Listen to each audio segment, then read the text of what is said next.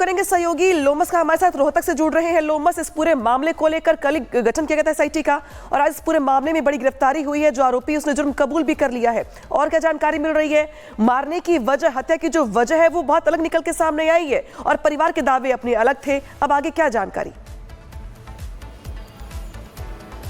बिल्कुल अनामिका, और जिस तरीके से पुलिस लगातार जांच कर रही है, आपने देखा था कि कल एसआईटी का निर्माण किया गया था। उसके बाद इस पूरे मामले पे 5 यूनिट पुलिस की काम कर रही थी। हालांकि पुलिस के द्वारा 24 घंटे में ही इस पूरे मामले को सॉल्व कर लिया है और एक आरोपी को भी पुलिस के द्वारा गिरफ्तार कर लिया है। हालांकि आपको जानकारी देने की, आरोपी की गिरफ्तारी तब हुई जब पुलिस के द्वारा हिमानी के कॉल का लास्ट लोकेशन ट्रेस किया गया और उसी लोकेशन पे आरोपी का भी लोकेशन ट्रेस किया गया। और उसी के बाद जब पुलिस के द्वारा आप कह सकते हैं कि एक आरोप के आधार पर, और साथ ही यह भी कहा जा सकता है कि जब पुलिस के द्वारा सचिन को उठाया गया, क्योंकि सचिन बताया जा रहा है कि हिमानी का काफी करीबी था, और जब सचिन से गहन पूछताछ की गई तो सचिन ने ये बात सारे चीजों को कबूला और उसने बताई कि किस तरीके से उसने हिमानी की हत्या की है। हिमानी लगातार, उसने आरोप यह भी लगाया कि हिमानी लगातार ब्लैकमेल कर रहा था सचिन को पैसे को लेकर के, तो कहीं ना कहीं उसी कारण से इसने हिमानी की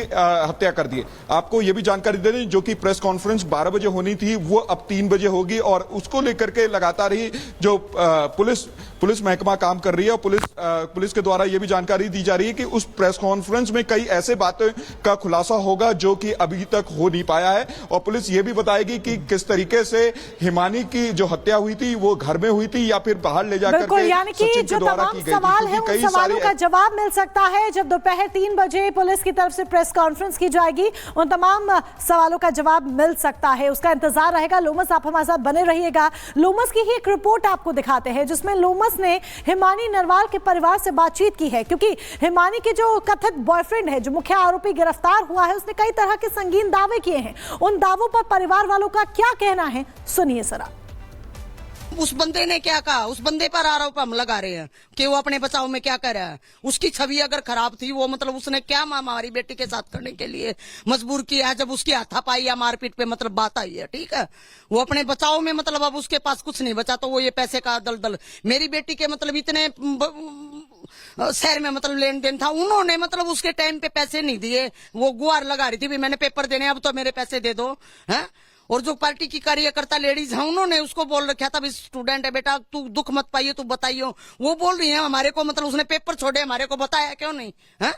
तो पैसे के लिए तो मतलब वो बिल्कुल सच्ची मतलब खुली किताब थी एक, है। वो अगर उसके पास अपने पैसे नहीं होते तो वो घर में सोती रहती थी, वो घर से बाहर नहीं जाती थी।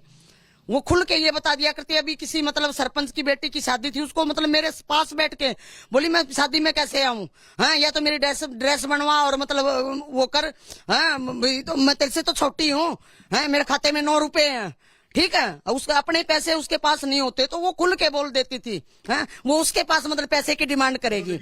माता जी का कहना है कि वो खुले दिमाग की, खुले विचार की बेटी थी और भाई भी हैं, क्योंकि भाई भी काफी परेशान है इस पूरे इन्वेस्टिगेशन को लेकर के। क्या कहेंगे आप?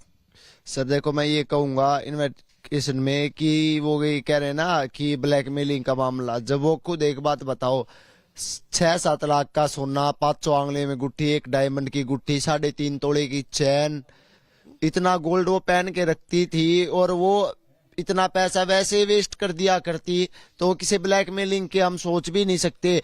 उसको लोगों को रोज वो बाहर के बंदे को तो मैं मान भी नहीं सकता कि वो पैसे मांग सकती है। इतना विश्वास को ये कह देना तेरी मम्मी से लिया, मम्मी के आगे भी वो उधार की कह सकती थी कि मम्मी इतने दिन में दे दूंगी, है। पार्टी में खर्च करने के लिए मेरे से भी उधार लेती थी, हाँ, क्योंकि उसको ये पता था मम्मी मतलब इस बात के खिलाफ है, भाई मैं कमा रही हूँ वो मैं उड़ा सकती हूँ, लेकिन मम्मी की पेंशन में हमारा घर का गुजारा चलता है। वो मेरे से टाइम बता के मतलब उधार लेती थी, मेरे को मतलब वो देती थी, ठीक है। पुलिस की जो थ्योरी है कि ब्लैकमेलिंग वाली, कितना सच्चाई है उसमें? बिल्कुल झूठ है। या तो देखो पुलिस के ऊपर दबाव आया हुआ है, ठीक है, हमने कलम 3 संस्कार नहीं करा, या इसलिए थ्योरी बना रही है, ठीक है, या फिर या अगला झूठ बोल रहा है बचाव के चक्रों में नहीं लगा रहे हैं, ठीक है। या इसके या तो इसकी सीबीआई जांच हो या पुलिस प्रॉपर प्रूफ दे हमें कि ये बंदा है और ये ऐसे ऐसे काम है, जब हमें संतुष्टि होगी। मतलब जो मेरे बेटी के साथ जो सर्कल है उसमें इतने इतने करोड़पति मतलब बच्चे उसके साथ मतलब इलेक्शन में काम करते थे, और भी मतलब रिश्तेदार भी हैं हमारे, उनसे कभी पैसे उसने नहीं मांगे।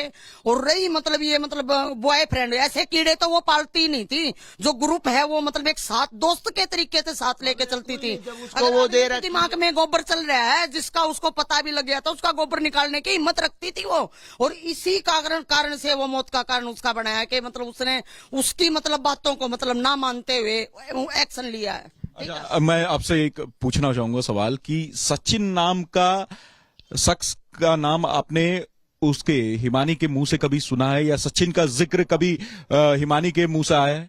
हाँ, सचिन नाम का सुना था। एक और भी था पहले इलेक्शन ऑफिस में मतलब ड्यूटी करता था, वो हमारे मतलब गांव साइड का ही था।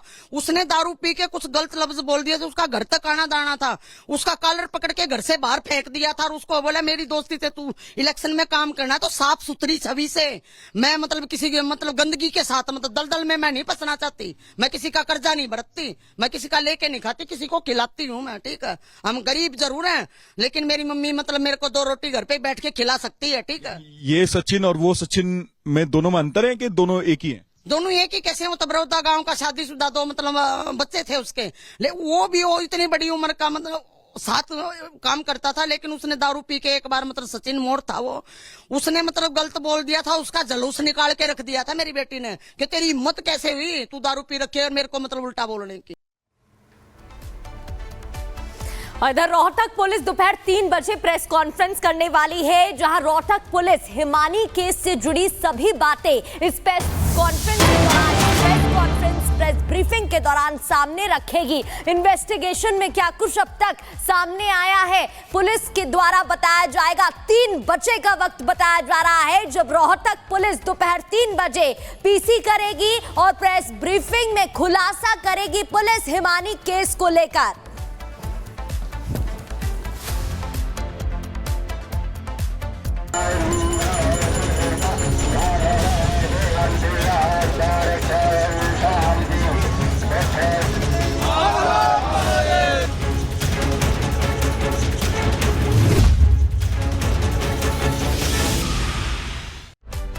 और बड़ी खबर यूपी के संभल से आ रही है, जहां पे संभल में आज भी पहुंचेगा संगम का जल। पवित्र कुंडों में डाला जाएगा संगम का जल। प्राचीन सनातनी स्थलों पर भी गंगा जल का छिड़काव किया जाएगा। आपको बता दें कि दमकल की गाड़ियों से कुंभ क्षेत्र से गंगा जल जिलों में भेजा गया है।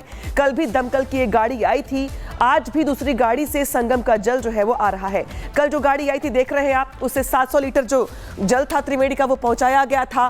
संभल में बीते दिनों से खुदाई हो रही है, जहां जहां पे भी कुंड है, जलाशय है, बावली है, वहां पे छिड़काव किया जाएगा। और जतिन हमारे सहयोगी लाइव हमारे साथ जुड़ चुके हैं। जतिन, आज भी संभल का जल संगम का जल संभल लाया जाना है, कितने बजे जो गाड़ी है वो आएगी और लोग किस तरीके से स्वागत के लिए तैयार खड़े हुए हैं?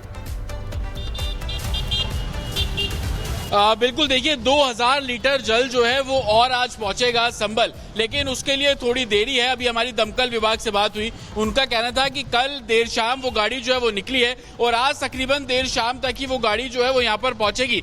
कल भी ऐसी तस्वीरें देखने को मिली थी जब 700 लीटर जल जो आया था 4:30 बजे के आसपास वो एक कुंड में पहुंचा और वहां पर जो संगम का जल है उसको कुंड में डाला गया। हालांकि लोग अब उत्साहित है और कल जिस तरीके की तस्वीरें आज शाम को भी वैसे ही कुछ देखने को मिलेगा, लेकिन आज अमूमन जो 2000 लीटर जल लेकर गाड़ी आ रही है वो देरी से है, उसको थोड़ा टाइम लगेगा, शाम हो जाएगी आने में, लेकिन उस जल को लोग अपने घरों तक ले जा सकेंगे, ऐसा एडमिनिस्ट्रेशन ने प्रबंध किया है। एडमिनिस्ट्रेशन का साफ तौर पर कहना है